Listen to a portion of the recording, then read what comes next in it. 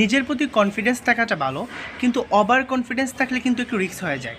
দেখেন, গত বছর ডিসেম্বর মাসে আমাদের অনার্স সেকেন্ড ইয়ার পরীক্ষাটি অনুষ্ঠিত হয়েছিল, আর ঠিক ডিসেম্বরের 2 মাস আগে আমি আমার প্রিপারেশন শুরু করছিলাম।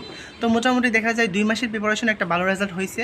তো গত বছর অর্থাৎ 24 সালের জানুয়ারিতে আমাদের পরীক্ষাটি শেষ হয়।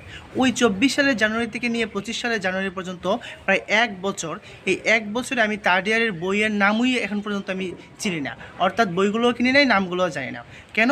মানে আমার মনে মনে একটা চিন্তা ভাবনা যে নাহি, তুমি তো ভালো স্টুডেন্ট, মোটামুটি 2 মাসে প্রিপারেশন নিয়ে ভালো একটা রেজাল্ট করতে পারছো, তোমার কাছে এগুলো কোনো ব্যাপার না, সমস্যা নাই, পরীক্ষার রুটিন দেখ বা ফর্ম ফিল আপের একটা ডেট দেখ, তখন থেকে পড়াশোনা করবা। কিন্তু আমার মাথায় এইটা নেই যে এখানকার 8টা সাবজেক্ট আছে, শুনতেছি 3টা না 4টা ম্যাথও আছে, ওই চিন্তা নেই। গত বছর মাত্র 2টা ম্যাথ ছিল, এই জন্য মোটামুটি 2 মাসে আমি কমপ্লিট করতে পারছি। কিন্তু এইটা আমার মাথার মধ্যে নাই যে এই বছরটা গত বছর চাইতে একটু কঠিন। এখনও বসে রয়েছি, বইটুই কিনে নেয়। তো আজ হঠাৎ একটা ফ্রেন্ডে ফোন দিল যে আসলে পড়াশোনার কী খবর।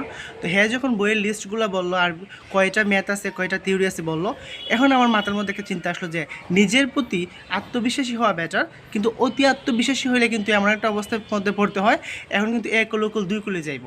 ওই যে একটা কথা আছে না, অসময়ে কৃষি করে মিচামিচি কেটে মরে, গাছ যদি হয় বিচের জুড়ে ফল তো ধরে না।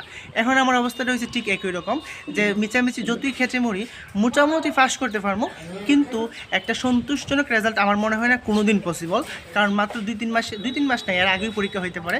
কারণ ন্যাশনাল ইউনিভার্সিটি এখন দেখতেছি একটার পর একটা পরীক্ষা নিতেই আছে, কোনো গ্যাপ নাই। ঠিক ওই দিক থেকে দেখতে গেলে আমাদের পরীক্ষা, এই যে সেকেন্ড ইয়ারের পরীক্ষা হচ্ছে, তার পুরোপুরি হয়ে যাবে। আশা করি কিছুদিনের মধ্যে ফর্ম ফিল আপের ডেটও দিতে পারে, আর রুটিনও মনে হয় এই পরীক্ষা সেকেন্ড ইয়ারের পরীক্ষা থাকতে দিয়ে দিতে পারে।